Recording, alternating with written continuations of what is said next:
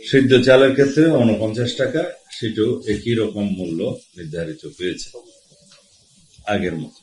আতপ চালের ক্ষেত্রেও তাই ৪৮ টাকা কেজি প্রতি। গমের কেজি প্রতি আমরা ক্রয় মূল্য নির্ধারণ করেছি ৩৬ টাকা। আপনাদের লক্ষ্যমাত্রা আমাদের সংগ্রহের বিষয়ে একটু বলি।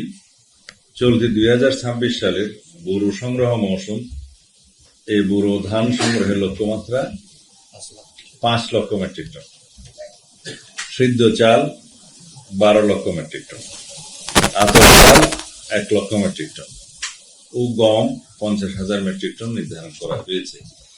এখানে উল্লেখ করা যায়, আসলে গমের ক্ষেত্রে আমরা প্রকিউরমেন্টটা কখনো সাকসেসফুলি এখানে করতে পারি না, বিকজ আভ্যন্তরীণভাবে যে উৎপাদন হয় সেটা ধারণা করা হয় আমাদের ৮ থেকে ১০ লক্ষ মেট্রিক টনের মতো আভ্যন্তরীণ উৎপাদন। এখানে প্রকিউরমেন্টের ক্ষেত্রে আমরা তেমন কোনো সাড়া পাইনি, আমাদের কাছে বিক্রি করতে হয়তো কৃষকরা আসেন।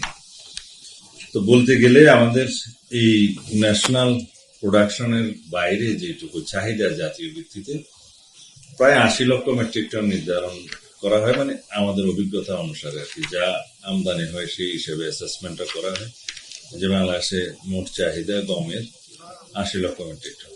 আভ্যন্তরীণ উৎপাদনটা বাদ দিলে এই প্রায় ৭০-৭২ লক্ষ মেট্রিক টনই উৎপাদন নির্ভর। এর মধ্যে সরকার ৮ লক্ষ মেট্রিক টনের মতো আমদানি করে, সেটা G2GU করে এবং কোনো কোনো সময় ওপেন টেন্ডার মেথডও করে, ওটিএম ভিত্তিতে।